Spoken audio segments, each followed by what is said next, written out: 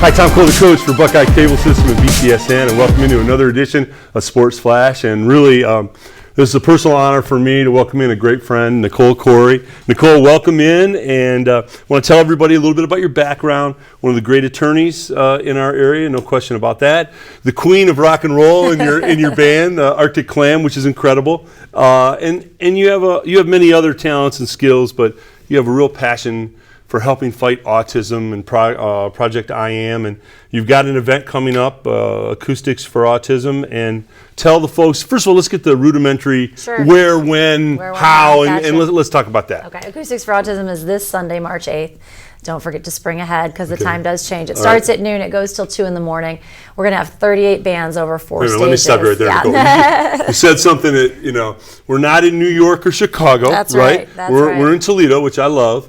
Been here my whole life, but you said this event is going to have 38 bands. It's going to have 38 bands. There's 4 stages this year. We've had to add an additional stage out in a second tent this year.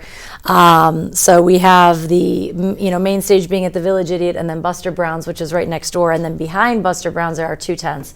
One includes a silent auction and a stage, and then a second one involves another huge outdoor party tent that's going to have a stage there, and there's going to be bands playing from 3 until 10 outside. It's going to be crazy. Well, I know it's a remarkably good time. It's for a tremendous cause. But if you can't find the music that you like with 38 bands, that's your personal problem? I would say, Toledo really, I would pit our musicians up against anybody in the country. We have got one of the best live music local scenes of anywhere I've been. I've got sisters who live in Chicago, and you go out and you can't find a live band, believe it or not. And here I am going, there's, a handful of venues that you can find 7 nights a week. You can find live music, and certainly on the weekends every place has got music. It's really special. We've got really, really great musicians, and they all rally around a good cause. People are very excited to be a part of this event. It's grown so much from our first year, where we started with 1 stage and 17 bands, and now we're at 4 stages and 38. We keep wanting to add people and having to turn people away, but I would say 90% of the people playing have been playing with us since day one. So it's really, really special, the dedication people have to this event. It's a very salient point you made, I think, Nicole, about Toledo is the performing arts here in this town, with the different types of live music that is available almost any night somewhere in our venues. Is in a small way kind of Austin-esque or Seattle-esque. I mean, it really is. And the talent level of the artists is incredible. Right. I mean, I always, of course, brag about my guitar player. I say he's the best in the world, Of course you say that about your own. But I, have people from out of town be like, oh my gosh, I can't believe how good your guitar player is, or how good this person is. Your drummer's great. Drummer's great. Bass player's great. I've got our bass player's just a young pup, and man, is he good. But it's the same thing. You go out, you watch Borelli and May play, or you go out and you watch Jeff Stewart or Kyle White, who write original music, and they're making a living off of writing original music, which is so hard to do. And all of these musicians are going to be here, plus a gazillion more. So it's just going to be a fantastic night. And I know you always have the silent auctions or live auctions and all those things. And there's always cool memorabilia, a lot of things that I like, sports memorabilia. Yeah. Give me an idea of some of the sports sports memorabilia. Really cool sports stuff this year. Every year the Detroit Tigers hook us up. We do have a Miguel Cabrera signed bat. Oh, no kidding. And a Victor Martinez ball. Wow. And then a friend of mine who I actually went to law school with, Christy and I, my daughter, is a coach for the minor leagues for the Pittsburgh Pirates, and they just sent us an autographed Francisco Cervelli jersey. Wow. And then Jason Kipnis got some guys together from Cleveland and sent us Corey Kluber, who just won the Cy Young Award. He signed a ball, Carlos Santana signed a ball, and Jason Kipnis signed a ball. So those are some really, really cool sports things that are going to be at this event. I mean, and our stuff, I tell people all the time, you can't find a better value in town. This isn't an event where you pay $150 to walk in the door and you're wearing tuxedos and this person wants to outbid this person. This is an event where it's a people's charity, it's a people's event.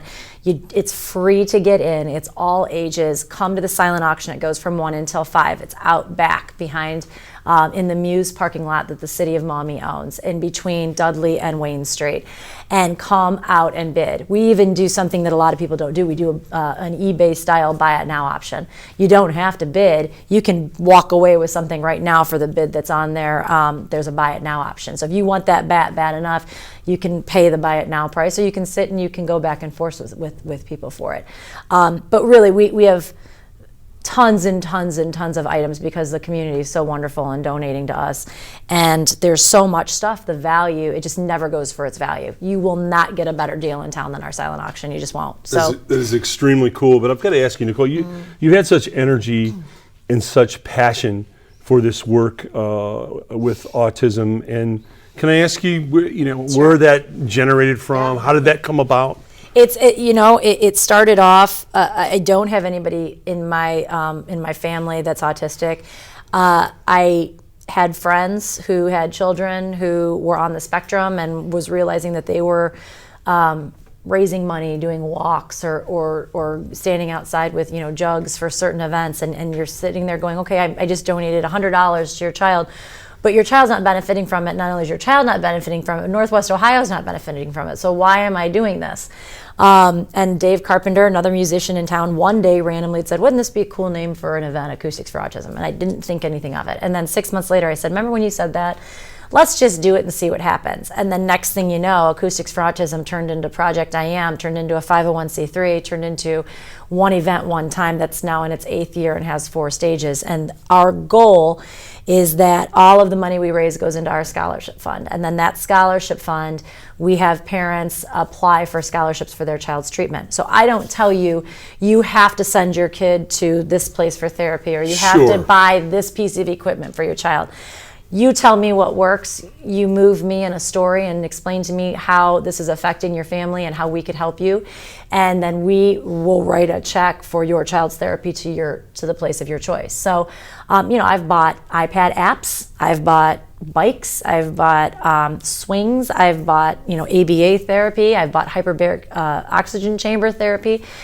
I don't decide. It's up to you. It's up to the family. It's up to the child. What is helping your child. So it's really special because we've given out $70,000 since we started, and we're the only charity that does that gives the money to the family. Last year alone, I gave out $20,000. So, the money's there to give, and people just apply, projectim.com. Scholarship application is right there. You fill it out. Every quarter we give out money. So what I find so interesting, I had the privilege to work, a couple of kids came forth with they were autistic, and they wanted to be involved in TV, and they had various interests, and a lot of people it was so interesting to me.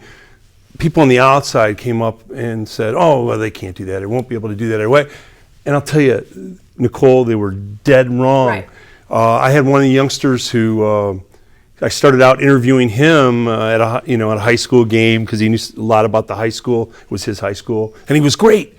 And then he ended up interviewing other people. He got his own TV show at his own school, and he was great. He was lights out. Another youngster did producing things for me and did the rundowns and got the people, and he was great. Right. Is that an issue that people tend to say, well, they can't? Does that come up? The problem is that the spectrum has changed so much and it's grown so much, which is probably why the statistic is what it is now. When we started in 2008, it was 1 in every 150 children. Now it's 1 in 66. Okay. That's awful. Yes. I mean, that's a lot. Right. But the spectrum has also grown. I think the definition of what autism is has grown. Back in the day, you'd hear the word autism and you'd think of the movie Rain Man. That's all anybody could think about. That's not the case. Right. Just, Asperger's and pervasive developmental delay. And then, there's so many different things that encompass what an autistic child actually is.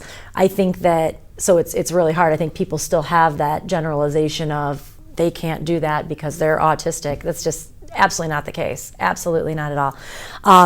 There's a YouTube video of a kid who was the ball boy at a basketball team in high school, and I think he was always there at every game. Yes. and I think his name is Jason McKay or Jason McDay or something. If you Google autism boy basketball, it'll come up. It's one I cry every time I see it. I've watched it over and over again. They let him go in the last like 5 minutes of the game. They were killing the other team. The kid goes in and sinks like 9 3-pointers in like 2 minutes. Oh, I know that. Yeah, I know exactly what you're talking about. It was incredible. And you just sit there watching it going, man, oh man. But it is, you don't judge a book by its cover. That's the reason that's the reason we have this event at the Village Idiot too. It's the only venue in town where I know where you don't judge a book by its cover. It's not a pretentious place. Everybody's welcome. And we just want you to walk in and feel welcome and bring your kids. And whether your kid's ever been in a room with that many people and they're on the spectrum or not, this event tends to have a good effect on them. I've never had a problem. I've never had a problem. So it's just, it's really turned into an exceptional thing. Well, you're an exceptional person, Nicole. Acoustics for Autism, and Sunday, to give them the time again? Sunday, March 8th, starts at noon. It goes until 2 a.m. Acousticsforautism.com has all of the information, including the band lineups and when people are playing. 6 o'clock, of course, is a good time to come. All right. But 1 to 5 is a silent auction. You got to make sure you get out there and get that stuff. Great sports memorabilia and many other fine things. Nicole, on behalf of Buckeye Cable and BCSN, thank you for what you're doing in our community. Incredible work. Thank you. Tom Cole, the coach for Buckeye Cable and BCSN.